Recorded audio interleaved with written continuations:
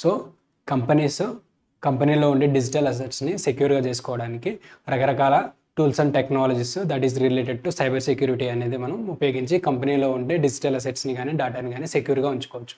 So first ఏంటంటే ఏదైనా కంపెనీకి సంబంధించిన డేటా కానీ ఇన్ఫర్మేషన్ కానీ సెక్యూర్గా ఉండాలి అంటే prevention is better than cure అంటారు కదా. ఏదైనా జరగక ముందే దాన్ని ఎలా అడ్డుకోవాలి అనే కాన్సెప్ట్లతోటి మనం సెక్యూర్గా ఉంచుకునే ప్రయత్నం చేయాలి.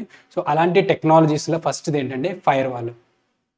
సో జనరల్గా ఫైర్ వాల్ ఏంటంటే ఏదైతే మన ప్రైవేట్ నెట్వర్క్ ఉందో, మీ కంపెనీలో ఉన్న private network with in the company me system to system connect అయ్యి మీకు ప్రైవేట్ ఐపీ అడ్రసెస్ ఉంటాయి ఉదాహరణకి. సో నేను ఇది ఎందుకు చెప్తున్నాను అంటే కొంతమందికి బేసిక్ ఒకవేళ తెలియకపోయి ఉంటే అర్థం కావడం కోసం చెప్తున్నాను అనమాట ప్రైవేట్ నెట్వర్క్ గురించి.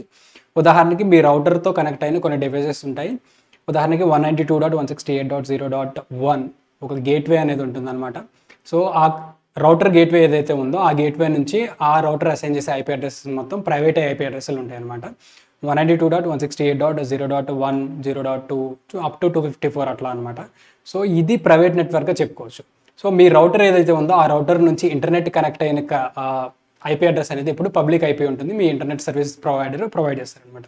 మీరు ఎప్పుడైతే ప్రైవేట్ ఐపీ అడ్రస్ నుంచి పబ్లిక్ ఇంటర్నెట్ కనెక్ట్ అవుతూ ఉంటారో సో అలాంటప్పుడు ట్రాఫిక్ అనేది మీ ప్రైవేట్ నెట్వర్క్ నుంచి పబ్లిక్ నెట్వర్క్కి ట్రాన్స్ఫర్ అవుతుంది. అదేవిధంగా ఇంటర్నెట్ నుంచి వచ్చే డేటా మీ ప్రైవేట్ నెట్వర్క్ వస్తుంది అనమాట. సో దీన్నే మనం జనరల్గా ఏమంటారు అంటే inbound traffic and outbound traffic అంటారు. ఏదైతే ట్రాఫిక్ ఇంటర్నెట్ నుంచి మీ ప్రైవేట్ నెట్వర్క్ వస్తుందో అది ఇన్బౌండ్ అవుతుంది, మీ ప్రైవేట్ నెట్వర్క్ నుంచి పబ్లిక్ ఇంటర్నెట్కి వెళ్తుందో అది అవుట్బౌండ్ ట్రాఫిక్ ఉంటుంది అనమాట.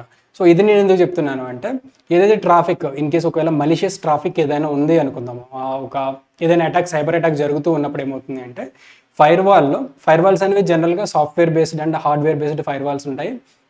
సో వీటిలో ఏంటంటే ఉదాహరణ కొన్ని కంపెనీస్ చెప్పాలి అంటే సోఫోస్ అనే ఒక కంపెనీ ఉంది, అండ్ సిస్కో అనే ఒక కంపెనీ ఉంది, పాలో ఆల్టో అనే ఒక కంపెనీ ఉంది. సో ఈ కంపెనీస్ ఏంటంటే ఫైర్ వాల్స్ని ప్రొవైడ్ చేస్తూ ఉంటాయి అనమాట. అవి రెండు రకాలుగా ఉంటాయి, hardware based and software based కూడా ఉంటాయి. ఇంకా సింపుల్గా చెప్పాలంటే విండోస్లో మీకు విండోస్ ఫైర్ వాల్ ఉంటుంది కదా, సో ఇది అనమాట ఫైర్ వాల్. సో ఈ ఫైర్ వాల్స్ ఏం చేస్తాయి అంటే మీకు ఇన్బౌండ్ ప్రైవేట్ నెట్వర్క్లోకి వచ్చి ఇన్బౌండ్ ట్రాఫిక్ని కానీ లేదంటే ప్రైవేట్ నెట్వర్క్ నుంచి ఇంటర్నెట్కి వెళ్ళి అవుట్బౌండ్ ట్రాఫిక్ని కానీ మనం కంట్రోల్ చేయొచ్చు అనమాట ఈ ఫైర్ వాల్స్ని యూజ్ చేసుకొని. సో ఎలా కంట్రోల్ చేయొచ్చు అంటే ఉదాహరణకి ఏదైనా ఒక మలీషియస్ ఐపీ అడ్రస్, ఏదైనా ఒక ఐపీ అడ్రస్ నుంచి సైబర్ అటాక్ జరుగుతుంది అనుకున్నప్పుడు మీకు ఇన్బౌండ్ ట్రాఫిక్ రాకుండా ఐపీ అడ్రస్ని అక్కడ ఫైర్ వాల్ సాఫ్ట్వేర్లో మెన్షన్ చేసి ఉదాహరణకి సమ్ ఐపీ అడ్రస్ అనమాట, ఒక IPv4 ఏదో ఒక అడ్రస్ని అందులో ఇచ్చి ఆ పర్టికులర్ ట్రాఫిక్ ఐపీ నుంచి వచ్చినప్పుడు బ్లాక్ అవ్వాలి అని చెప్పేసి ఒక రూల్ ఇవ్వచ్చు ఫైర్ వాల్. సో ఏమవుతుందంటే ఎవరైనా అటాకర్ సేమ్ ఆ మలీషియస్ ఐపీ నుంచి అటాక్ చేయడానికి ట్రై చేసినప్పుడు అది అనేది బ్లాక్ అవుతుంది. అదేవిధంగా మీ కంప్యూటర్స్ నుంచి మీ ప్రైవేట్ నెట్వర్క్ నుంచి ఇంటర్నెట్కి వెళ్ళే ట్రాఫిక్ని కూడా మీరు బ్లాక్ చేసుకోవచ్చు. ఎలా అంటే ఏదైనా మలీషియస్ వెబ్సైట్కి మీ ప్రైవేట్ నెట్వర్క్లో ఉన్న ఎవరైతే పర్సన్స్ సిస్టమ్స్ని యూజ్ చేస్తున్నారో వాళ్ళు యాక్సెస్ కాకుండా ఉండడానికి. ఉదాహరణకి సస్పిషియస్ మలీషియస్ డొమైన్స్ ఉంటాయి, లేకపోతే వెబ్సైట్స్ ఉంటాయి, ఇవి అన్నెసరీ వెబ్సైట్. కొన్ని కంపెనీస్ ఏంటంటే సోషల్ మీడియా అకౌంట్స్ని కానీ లేకపోతే సోషల్ మీడియా వెబ్సైట్స్ని కానీ లేకపోతే యూట్యూబ్ ఇలాంటి ఎంటర్టైన్మెంట్కి సంబంధించిన వెబ్సైట్స్ని కానీ బ్లాక్ చేస్తారనమాట ఎంప్లాయీస్ వాటిపైన టైం వేస్ట్ చేయకుండా ఉండడానికి. సో ఇలాంటి టైంలో ఏంటంటే అవుట్బౌండ్ ట్రాఫిక్ని కూడా మనం ఫైర్ వాల్స్ని యూజ్ చేసుకుని కంట్రోల్ చేయొచ్చు. ఆ పర్టికులర్ వెబ్సైట్కి ఎప్పుడైతే యూజర్ యాక్సెస్ చేసుకోవడానికి ట్రై చేస్తారో అప్పుడు అది బ్లాక్ అయ్యేటట్టు అనమాట. సో ఇలాంటివి యూజ్ చేసి మనం ఆ మలిషియస్ ట్రాఫిక్ని బ్లాక్ చేయొచ్చు. ఇంకేంటంటే ఆ సాఫ్ట్వేర్ కానీ లేకపోతే ఆ hardware component fire wall providers ఎవరైతే ఉన్నారో ఆ కంపెనీస్ ఏంటంటే డిఫాల్ట్ కొన్ని సిగ్నేచర్స్ వాటిలో ఇన్స్టాల్ అయి ఉంటాయి అనమాట సైబర్ అటాక్స్కి సంబంధించిన కొంత ట్రాఫిక్. ఉదాహరణకి ఏదైనా ఒక సైబర్ అటాక్కి సంబంధించిన ట్రాఫిక్ ఉంది అనుకుందాం, మలీషియస్ ట్రాఫిక్ ఏదైనా అటాక్ జరిగే ఆ అటాక్కి సంబంధించి ట్రాఫిక్ ఎలా ఉంటుంది అని సపరేట్ ప్యాటర్న్ ఉంటుంది అనమాట. ఈ టైంలో ఎలా ట్రాఫిక్ వస్తుంది, ఇన్ని కిలోబైట్స్ ఆఫ్ డేటా అనేది ఇన్కమింగ్ ట్రాఫిక్ ఉంటుంది, లేదంటే ఇన్ని kilobytes of data out going traffic ఉంటుంది, లేకపోతే TCP కానీ UDP కానీ పర్టికులర్ పోర్ట్ నెంబర్స్ని కానీ యూజ్ చేసుకుని అటాక్ జరుగుతుంది అనే సిగ్నేచర్స్ అనేవి ఆ సాఫ్ట్వేర్లో ఆల్రెడీ ఇన్స్టాల్ అయి ఉండడం వల్ల ఆ సిగ్నేచర్కి ఏదైతే ఆ సిగ్నేచర్స్ ఉంటాయో ఆ సిగ్నేచర్స్కి మ్యాచ్ అయినప్పుడు ఆ ట్రాఫిక్ని అవి బ్లాక్ చేస్తాయి అనమాట.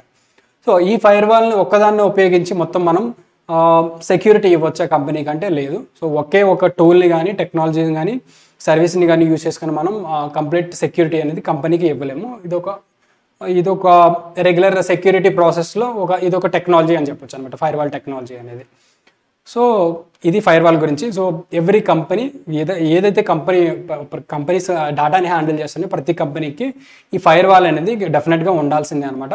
ఇందులో హోస్ట్ బేస్డ్ ఫైర్ వాల్స్ ఉంటాయి, నెట్వర్క్ బేస్డ్ ఫైర్ వాల్స్ ఉంటాయి. So host based fire wall ఏంటంటే మీ కంప్యూటర్ సిస్టంలో ఉండే ఫైర్ వాల్ ఏదైతే ఉందో అది హోస్ట్ బేస్డ్ ఫైర్ వాల్ అంటారు. నెట్వర్క్ బేస్డ్ ఫైర్ వాల్ అంటే ఏంటంటే మీ ప్రైవేట్ నెట్వర్క్కి సంబంధించి ఏదైతే డిఫెండ్ చేయడానికి యూజ్ చేస్తున్నారో ఫైర్ వాల్ని, అది నెట్వర్క్ బేస్డ్ ఫైర్ వాల్ అవుతుంది అనమాట. రెండు ఉండాలి.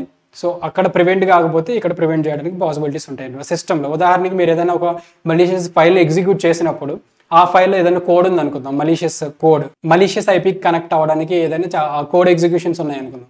ఇన్ కేస్ మీ కంప్యూటర్లో కానీ ఆ కోడ్ ఎగ్జిక్యూషన్లో ఉన్న ఐపీ అడ్రస్ని బ్లాక్ చేయడానికి పాసిబిలిటీ లేకపోతే మీ నెట్వర్క్ ఫైర్ వాల్ ఏదైతే ఉందో అది బ్లాక్ చేస్తుంది.